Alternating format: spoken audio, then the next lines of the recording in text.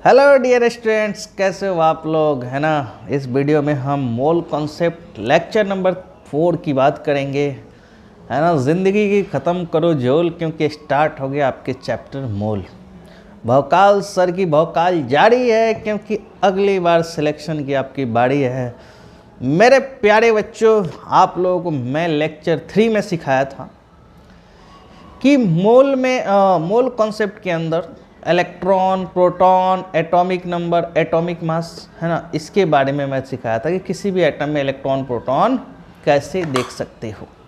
अब लेक्चर मैं 4 में सिखाऊंगा, क्योंकि मेरा लेक्चर्स बहुत छोटा छोटा होता है, तो लेक्चर 4 में मैं बिल्कुल सिखाने वाला हूँ।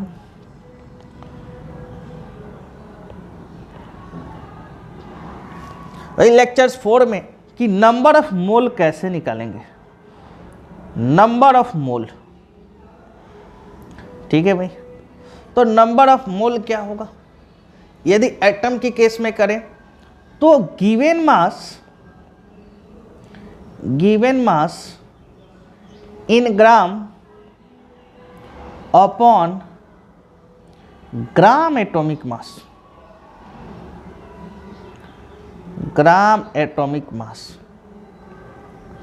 भाई सिंपल सी बात है कि भाई मोल आपको निकालना है तो जो मास ग्राम में गिवन होगा उसको एटॉमिक मास से डिवाइड कर देना है। बहुत सिंपल सा क्वेश्चन है कि भाई मोल कैसे निकलेगा।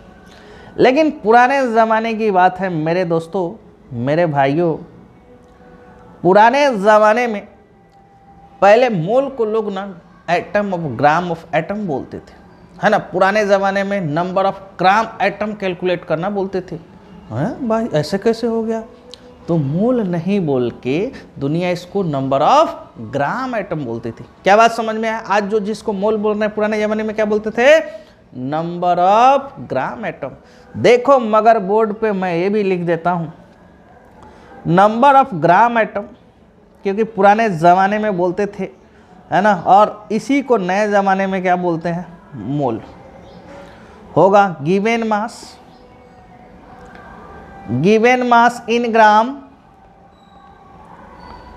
अपॉन ग्राम एटॉमिक मास।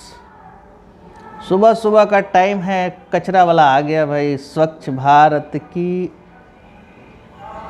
बहुत आवाज़ कर रहा होगा बैकग्राउंड में, है ना। यदि नंबर ऑफ एटम निकालेंगे, नंबर ऑफ एटम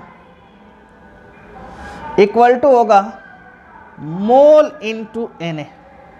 जो आज मोलेकुल्स बोलते हैं, पुराने ज़माने में नंबर ऑफ एटम बोलते थे। आज जिसको हम मोल बोल रहे हैं उसको हम ग्राम एटम बोलते थे। कब? जब ज़माना पुराना था। लेकिन ज़माना नया आया है, हम नए ज़माने के हिसाब से सीखेंगे। बट पुराने ज़माने से रिलेटेड अपन एक क्वेश्चंस कर लेते हैं। क्वेश्चन मेरे पास गिवन है कि calculate number of atom, calculate number of atom and number of gram atom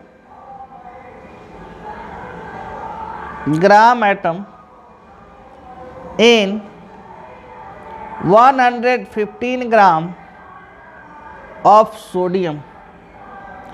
आपके पास सोडियम यदि दिया है कितना? 115 ग्राम। तो आपके पास आपको निकालना है number of atom and number of gram atom भाई। तो नंबर ऑफ ग्राम एटम क्या होगा? Number of gram atom, number of gram atom. Sir given mass in gram 115 दिया है और ग्राम एटॉमिक मास सोडियम का 23 होता है, तो ये हो जाएगा आंसर 5। बट आपको नंबर ऑफ एटम निकालना है तो 5 इंटू Na हो जाएगा, 5 इंटू Na। तो क्या आप नंबर ऑफ ग्राम एटम और एटम निकालना सीख लिए? भाई कुछ नहीं यार, सिंपल सा given mass upon atomic mass. Atom दिया है तो given mass upon atomic mass. बस गिवन मास किस में होना चाहिए? ग्राम में होना चाहिए। जैसे एक क्वेश्चन नंबर 2 देखो, क्वेश्चन नंबर 2 क्या पूछा मेरे भाई? इसने क्या पूछ दिया मेरे से कि calculate number of atom, calculate number of atom and number of gram atom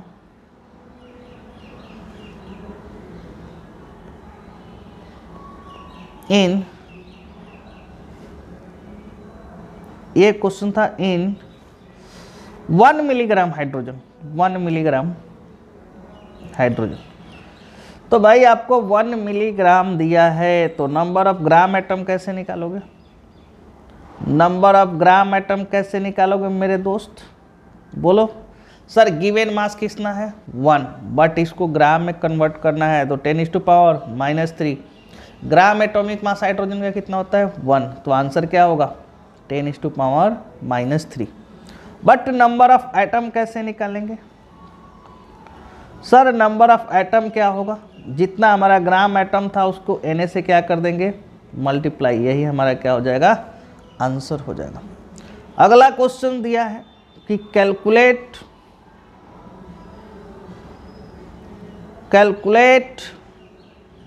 number of atom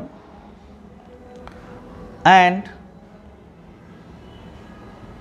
number of gram atom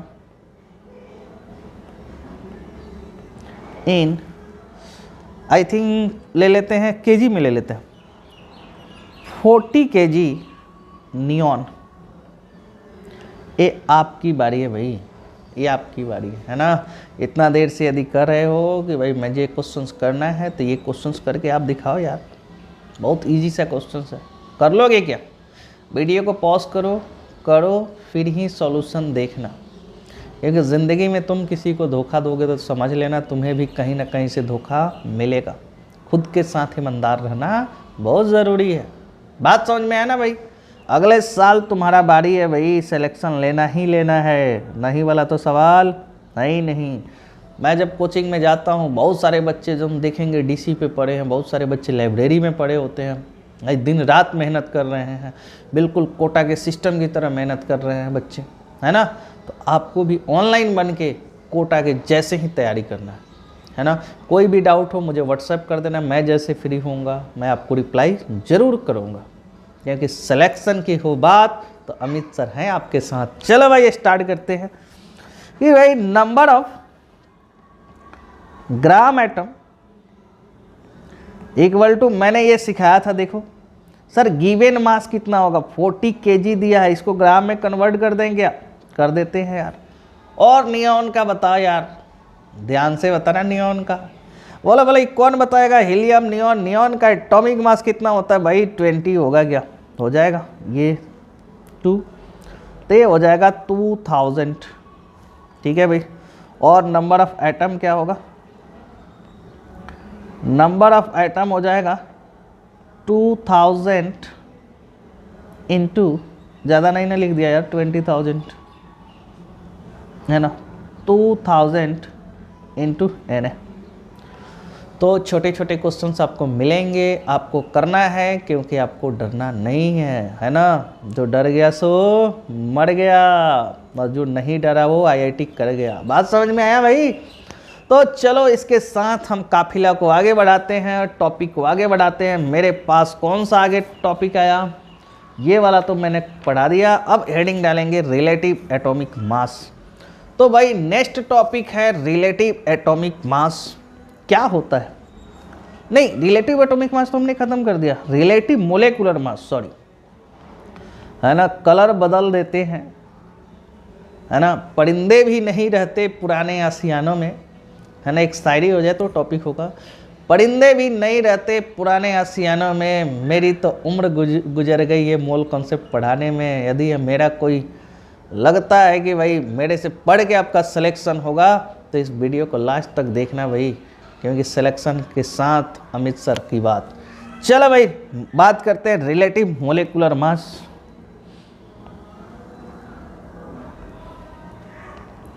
relative molecular mass, sir relative molecular mass क्या होता है? सर जिस तरह एटॉमिक मास था ना वैसे ही मोलेकुलर मास है ना। वहाँ बात एटम की बोलते थे, यहाँ बात मोलेकुल्स की बोलेंगे। वहाँ किसकी बात बोलते थे? एटम की, और यहाँ किसकी बोलेंगे? मोलेकुल्स की। तो भाई रिलेटिव मास जो मोलेकुलर मास है मैं RMM से डिनोट करूंगा और इसको बोलूंगा actual mass of 1 मोलेकुल्स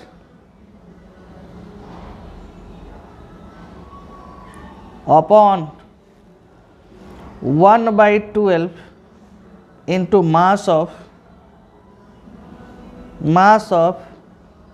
1 carbon 12 atom।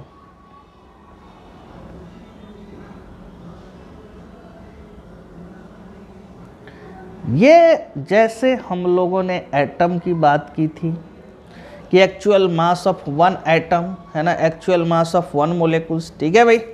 जैसे मैं एग्जाम्पल में दूंगा relative molecular mass of CO2, RMM of CO2, इसका आंसर होगा 44, है ना, क्योंकि हम बात कर रहे हैं भाई रिलेटिव मोलेकुलर मास की, है ना। और जो भी रिलेटिव मोलेकुलर मास होता है, यदि मैं तुम्हें पूछूं कि एक्चुअल मास ऑफ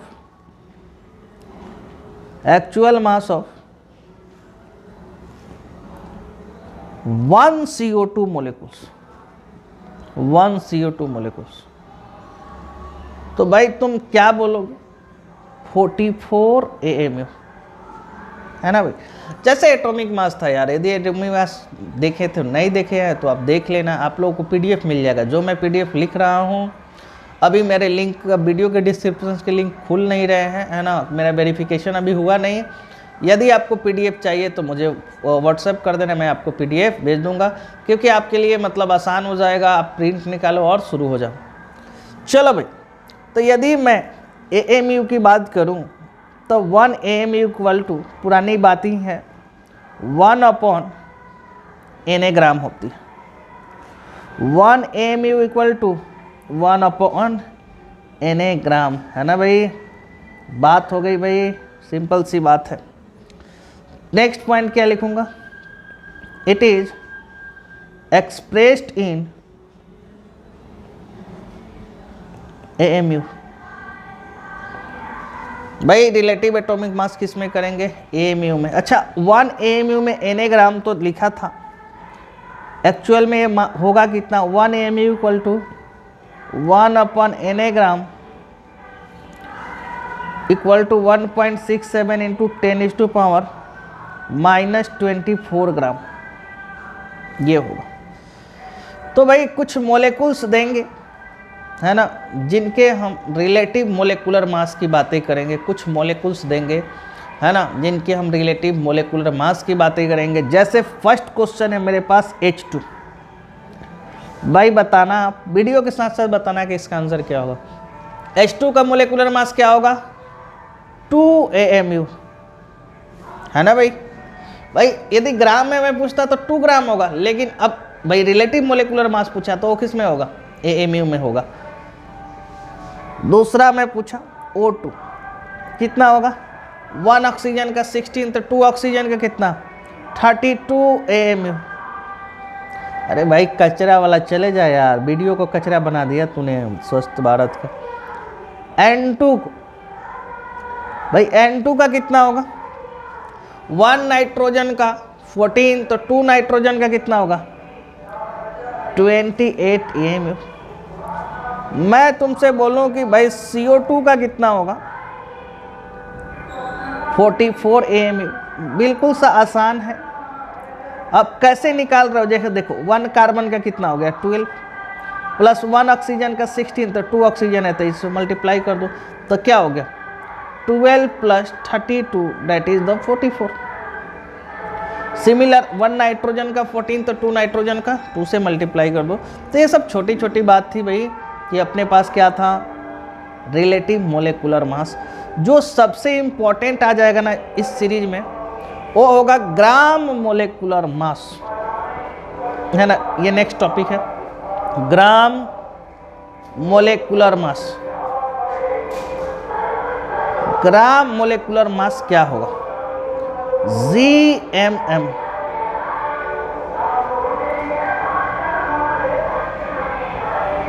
चल जा भाई, स्वच्छ भारत आ गया मेरे पास। स्वच्छ भारत का इरादा कर लिया हमने, देश से हमने वादा कर लिया हमने। IIT से वादा करना है यार, नहीं तो सफाई हो जाएगी, है ना। चलो भाई, ग्राम मोलेकुलर मास है ना, इसको जाने दो यार। It is mass of 1 mole मोलेकुल्स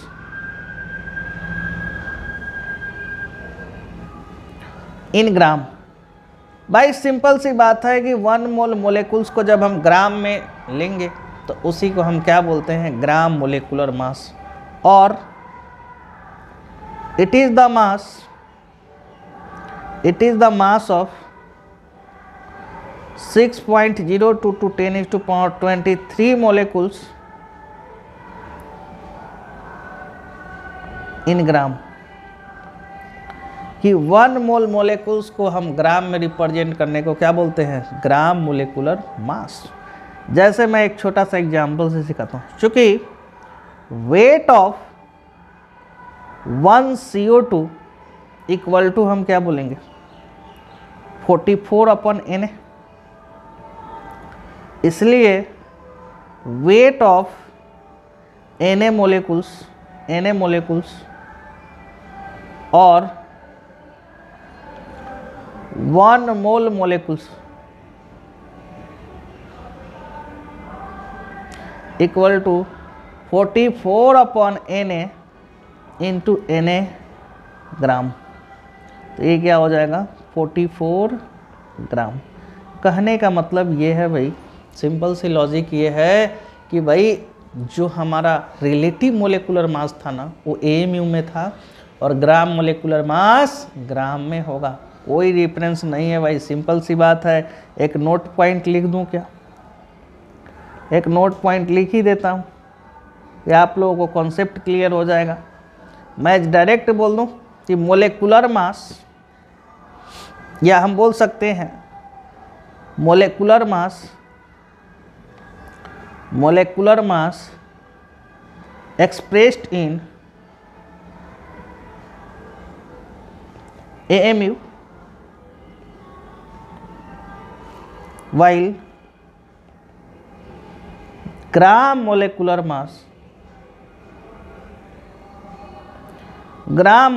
mass expressed इन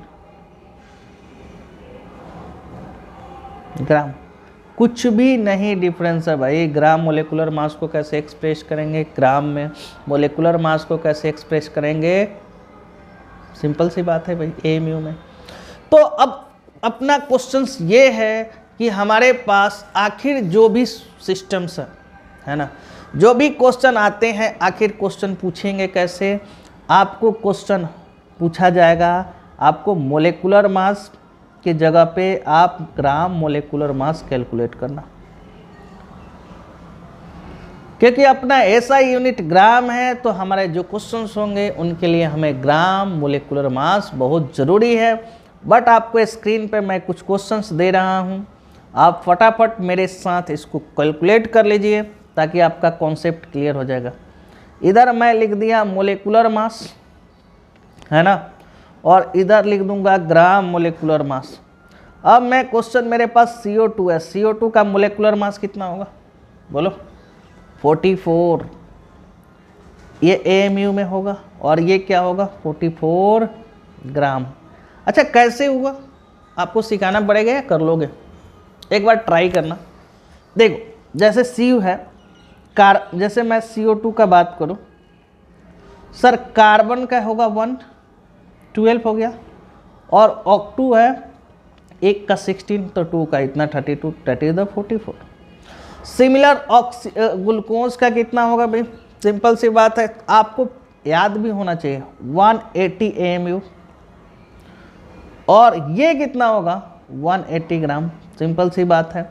अब तुम देखो 1 कार्बन में कितना होगा 12, तो 6 कार्बन में 12 × 6 प्लस 1 हाइड्रोजन में 1 तो 12 हाइड्रोजन में 12 प्लस 1 ऑक्सीजन में 16 × 6, इसको ऐड कर दोगे तो 180 आ जाएगा AMU, और ये क्या हो जाएगा 180 ग्राम। KMnO4 की बात करूं मैं, KMnO4 की बात करें, कमीना 4, इसका आंसर आप लोगों के स्क्रीन पे दिख रहा होगा 158 AMU, और ये क्या होगा 158 ग्राम। सर कैलकुलेट कैसे करें, है ना सर। पोटेशियम का कितना होगा 39, मैग्नीज का कितना होगा 55, प्लस ऑक्सीजन कितना है 4, तो 16 × 4। आपको इंडिविजुअल कैलकुलेट कर लेना है मेरे भाई और ऐड कर लेना है ना। आपको अभी टफ लग रहा होगा लेकिन 10 दिन बाद लगेगा, क्या मजाक चल रहा था। सिमिलर हमारे पास यूरिया है, यूरिया का होगा 16 AMU और एक 60 ग्राम। मोअर साल्ट 392 AMU और 392 ग्राम। बहुत सारे बच्चों को इसमें डाउट होगा, देखो आप करो। Fe का कितना होगा 56, ध्यान से एक एक इंडिविजुअल। सल्फर का कितना होगा 32 प्लस 16 × 4 प्लस एन नाइट्रोजन का 14 और 4 हाइड्रोजन का 18, 18 × 2 प्लस सल्फर का 32 प्लस 16 × 4 प्लस 6 H2O है, H2O का कितना होता है 18, इसको तुम ऐड कर दोगे तो 392 हो जाएगा और ये 392 ग्राम। सिमिलरली शुगर का कर सकते हो क्या, तो शुगर का 342 ग्राम होगा, ये AMU में ना है, और ये 342 ग्राम होगा। क्या बात समझ में आ गया। नेक्स्ट अपने पास है ब्यूटेन। जिस तरह मैंने ग्लूकोज का सिखाया उस तरह शुगर के कैलकुलेट कर लेना, बहुत सिंपल सा है भाई। इतना करने के बाद तो आप कैलकुलेशन फास्ट करने लगे होंगे, और थोड़ी सी कैलकुलेशन फास्ट रखना ही पड़ेगा, है ना, क्योंकि ये फिजिकल केमिस्ट्री है, इसमें थोड़ी कैलकुलेशन तो चाहिए। चलिए भाई, ब्यूटेन आया अपने पास। जो ब्यूटेन है, ब्यूटेन का 58 AMU होगा और ये 58 ग्राम होगा, है ना। तो अब तुम सोचो 1 कार्बन का कितना होगा 12 × 4 कार्बन है तो 12 × 4। 1 हाइड्रोजन का कितना होगा 1, और ये है 10 तो 10, तो इसको ऐड कर दो ना, 48 प्लस 10 58, सबको ऐड कर दोगे तो हो जाएगा। सिमिलर H2SO4 क्या कैलकुलेट कर लोगे क्या, ये होगा 98 AMU और ये होगा 98 ग्राम। ठीक है भाई। नेक्स्ट क्वेश्चन अपने पास है H3PO4, इसको फास्फोरिक एसिड बोलते हैं। ये भी आई थिंक 98 AMU होगा और 98 ग्राम होगा। भाई सिंपल सी बात है, यूनिट का ही फ़र्क तो है ना। देखो यूनिट का ही फ़र्क है, मोलेकुलर मास, ये अपना मोलेकुलर मास है और ये अपना ग्राम मोलेकुलर मास है, तो सिर्फ यूनिट का ही तो फ़र्क है। नेक्स्ट अपना था भाई फास्फोरिक एसिड हो गया। जैसे तुम सोचो 1 हाइड्रोजन का 1 तो 3 हाइड्रोजन का 3, 1 फास्फोरस का 31 प्लस 16 × 4। बेरियम सल्फेट, देखो भाई बेरियम का होता है 137, ये आपको आना चाहिए बेरियम का। 137 प्लस 32 प्लस 16 × 4 आई थिंक हो जाएगा 233, ये हो जाएगा 233 AMU और ये हो जाएगा 233 ग्राम। नेक्स्ट पोटेशियम डाइक्रोमेट 294 AMU, आप कैलकुलेट कर लेना। आपको मैं सिखाया था पोटेशियम का कितना होगा 2 × 39 प्लस क्रोमियम का 2 × 52, क्रोमियम का 52 होता है, प्लस 16 × 7, तो ये हो जाएगा 294 ग्राम। Na2CO3 और CaCO3 का तो भाई Na2CO3 106 AMU होगा और ये 106 ग्राम होगा। ये 100 AMU होगा और ये 100 ग्राम होगा। बहुत आसान है यार, इसको ले लो 40, कार्बन का 12, है ना, ये 1 ऑक्सीजन का 16 × 3 कर दो, है ना। यदि आप कैलकुलेट कर लिए तो वीडियो को 2x से देख लीजिएगा या पॉज कीजिए या भगा दीजिएगा, आपके मन है। लेकिन वीडियो को वो करना है ना, एक एक चीज़ को देखना है कि भाई कैसे हो रहा है। देखो जैसे जो 12th में बच्चे चले गए, उनके क्या होता है ना, जनरली 11th वीक हो जाता है। वीक का कारण यही है कि 10th से डायरेक्ट आते हैं 11th में, तो मोल कॉन्सेप्ट समझे तब तक तो चैप्टर ख़त्म हो जाता है। इसलिए मैंने रिकॉर्डिंग कर दिया कि भाई आप 11th अपना कवर कर लो ताकि जेईई मेंस और नीट का एग्ज़ाम अच्छा जाए। इस वीडियो में इतना ही, मिलते हैं नेक्स्ट वीडियो में। Thank you.